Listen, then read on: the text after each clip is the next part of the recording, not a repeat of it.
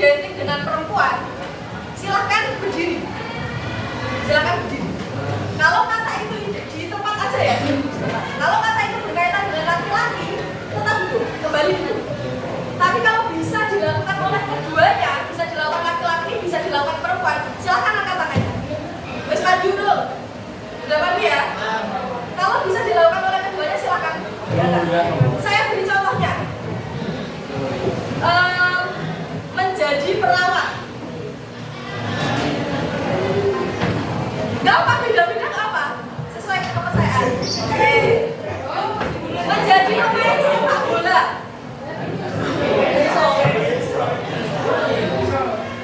Suka boneka.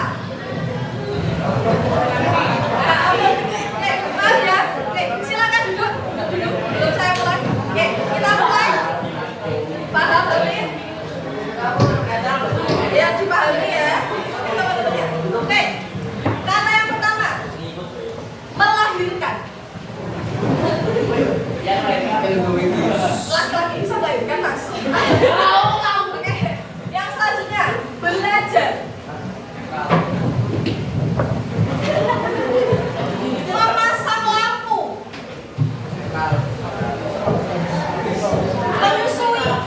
Menyusui. Memasak. Bekerja. Merawat anak. Oke, terima kasih. Kurang lebih paham ya? Nah, tapi ada jawabannya beda-beda. Ada yang tadi melahirkan masih duduk. Melahirkan masih duduk ya. Oke, materi hari ini adalah peran gender ya, setara dalam peran sama ya. Sebelum masuk ke materinya, silakan diskusi kelompok. Kelompoknya 4 orang dengan kerja belakang aja ya nanti yang depan. Oke, Bu Tia jelaskan dulu diskusinya. Di depan sini ada banyak sekali sifat, sikap, kepribadian, bahkan ada profesi juga.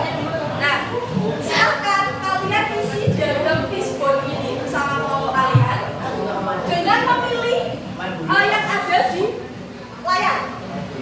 Caranya adalah pertama, setelah saya bagikan ditulis dulu kelompoknya. Kelompoknya buat nama kelompok seunik mungkin. Bebas nama kelompok seunik mungkin ya. Bebas sesuai kreativitas kalian. Kemudian diisi kelasnya, kelas UM.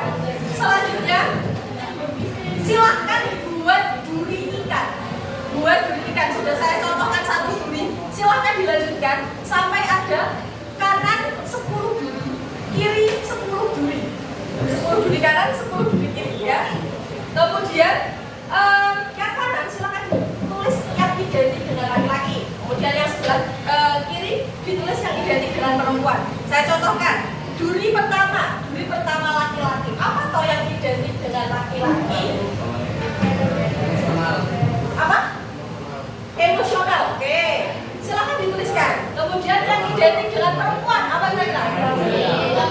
Lembut.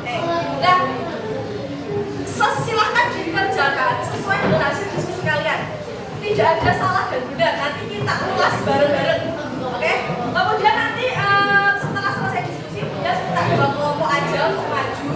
Cuma membacakan yang identik dengan laki-laki, bla bla bla, yang identik dengan perempuan, bla bla bla. Itu ya, bisa dipahami? Ya. Jadi 10 duri kanan, 10 duri kiri ya.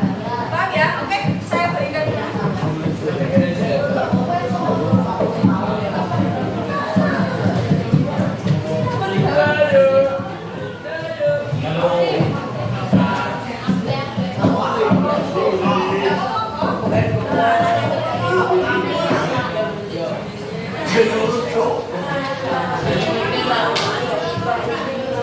Oke, silahkan diskusi karena gampang ya.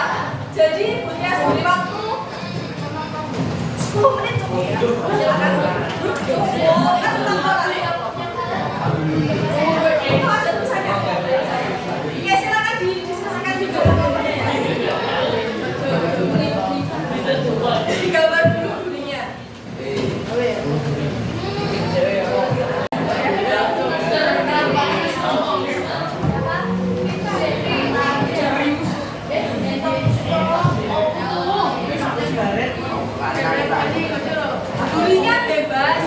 bikin lurus, miring, gelombang, terserah kalian.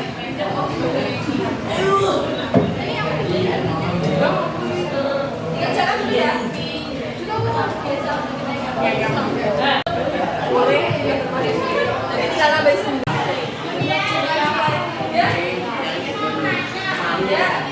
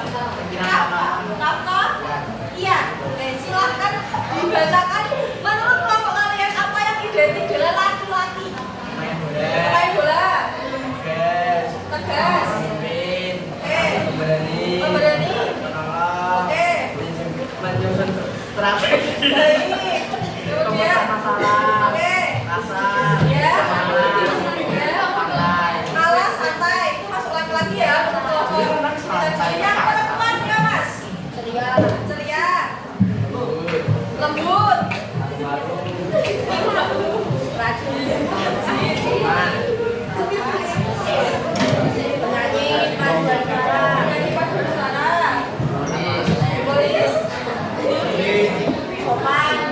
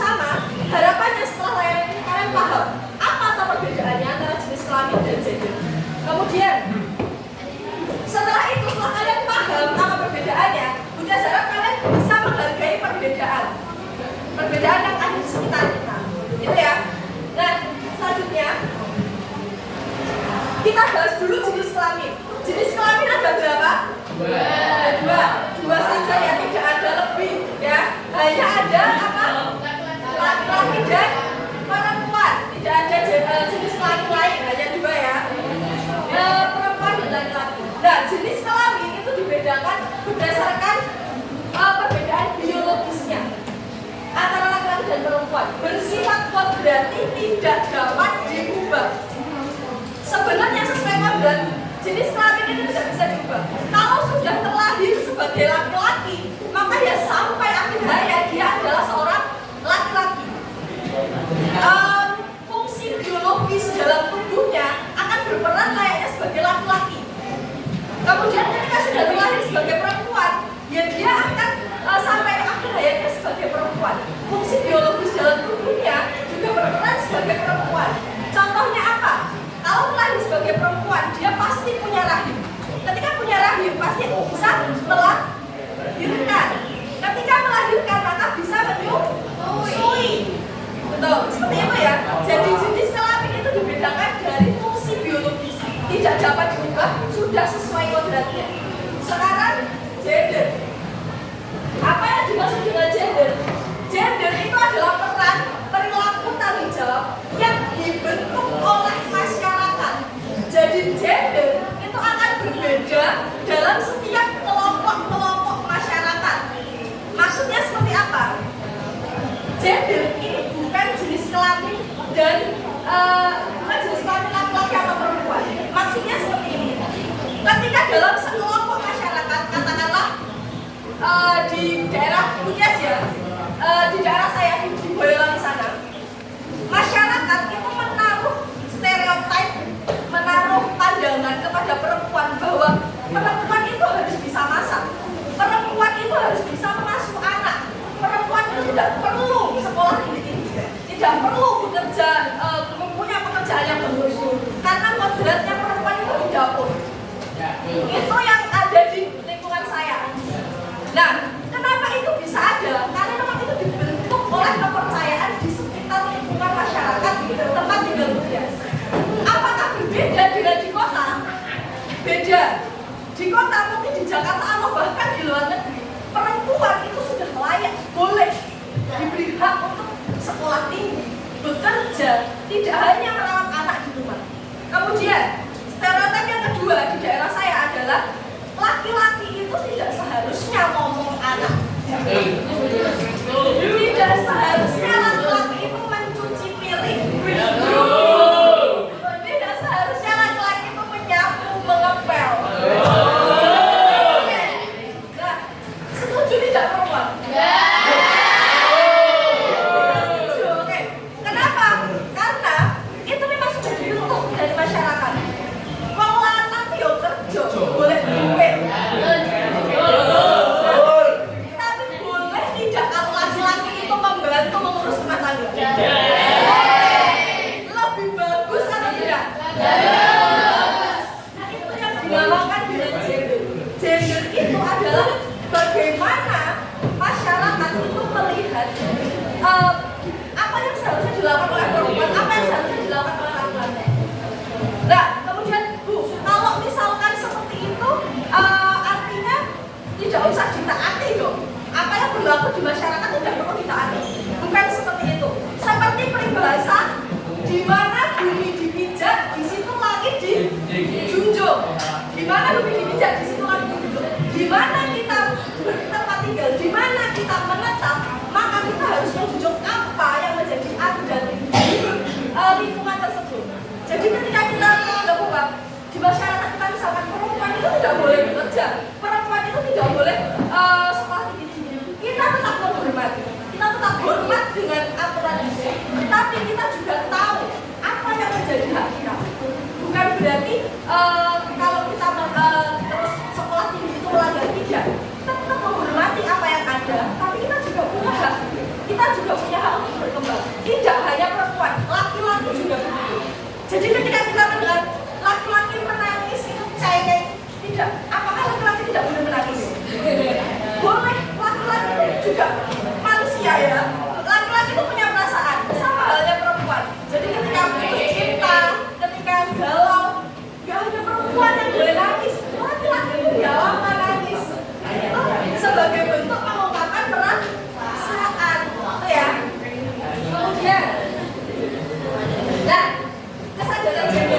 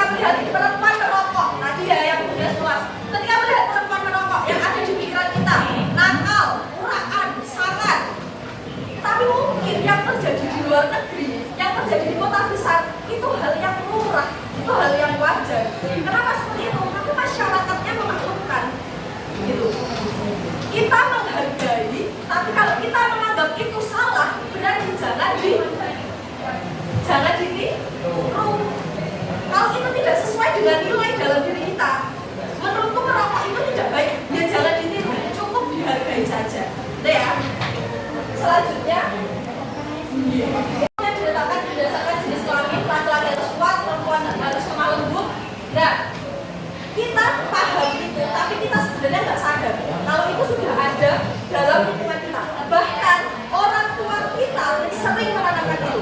Cah lanang kan nangis, sini nangis, cah lanang itu dikuat. Ada orang tua kita seperti itu. Perempuan itu kalau dijual harus ditutup, harus rapat, nggak boleh hidupnya sembarangan. Kadang orang tua kita tuh sudah mengajarkan itu ya. Bukan berarti tidak boleh, tapi itu sudah menjadi tradisi dan harus dihormati ya. Kemudian dampaknya yang terjadi di masyarakat akan berdampak potensi diri kita terbatas, kita jadi nggak pede. Misalkan ada perempuan pengen jadi polwan, dengan stereotip yang ada dia akan minder. Kalau jadi polwan itu kan nggak selalu tahun begitu. Nanti gimana pandangan orang-orang? Nah itu akan membuat rasa percaya diri kita itu menurun. Kemudian memicu konflik dan tekanan psikologis serta menghambat relasi yang sehat. Ya, kemudian menghargai perbedaan gender, harus mau mengakui keunikan dan potensi setiap individu, tidak memaksakan peran tertentu, serta menghormati pendapat dan batasan. Jadi ketika tadi punya cerita kalian menuliskan dalam diagram fishbone, misalkan tadi ada yang menulis apa tadi ya, perempuan itu apa? Oh, penjaga rahasia ya, penjaga rahasia. Dari lingkungan kita itu sudah tertanam bahwa kita bisa percaya. Perempuan itu nggak bisa dipercaya, nggak bisa jaga rahasia. Apakah semuanya seperti itu? Tidak. Ya itu bukan fakta. Itu hanya stereotip. Itu hanya penamaan apa ya? Itu yang dibentuk oleh masyarakat. Jadi kesannya jangan cerita sama perempuan. Perempuan itu nggak bisa jaga rahasia. Karena sebenarnya nggak semua perempuan itu bocor gitu. Nggak semua perempuan itu membocorkan rahasia. Ya. Bagaimana harus bersikap kalau ada candaan dan tindakan diskriminatif? Kalian boleh menolak. Misalkan sedang menangis ya. Saya ingin banget sih, kalian boleh menolak. Laki-laki menangis itu bukan cengeng. Jadi kalian boleh berhak untuk menjawab. Kalau hal-hal seperti itu dibiarkan, berarti diskriminasi itu akan selalu ada, tidak akan berhenti. Jangan diam aja. Jadi misalkan dibully diam aja. Jangan bertindak. Ya. Kemudian bersikap adil dalam kerja kelompok. Ya. Misalkan ada kegiatan di lapangan, saya jadi pemimpin kelompok laki-laki aja, jangan seperti itu. Perempuan juga berhak. Diskusi di kelas, memimpin ketua kelas, laki-laki aja, laki-laki. Perempuan juga bisa, gitu ya. Kemudian menjadi teman yang suportif dan peduli, itu bagaimana bersikap ya. Nah kemudian, nah sudah paham apa bedanya gender dan jenis kelamin? Ya. Sekarang punya saya. Berarti pemalu itu apakah hanya perempuan? Mungkin tidak laki-laki pemalu. Ada tidak laki-laki pemalu? Ada. Kemudian yang kedua, apakah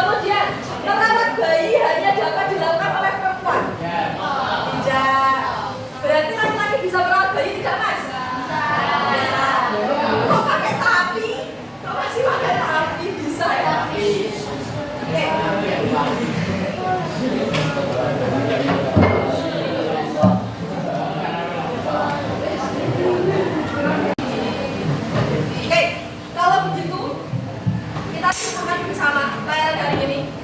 Berarti jenis kelamin dan gender sama atau beda? Beda. Kemudian apa yang harus kita lakukan untuk menghargai perbedaan gender? Apa yang kita lakukan? Tidak mengolok-olok, tidak terlalu bedakan. Apa lagi? Apa yang harus kita lakukan untuk menghargai? Tidak meremehkan, tidak boleh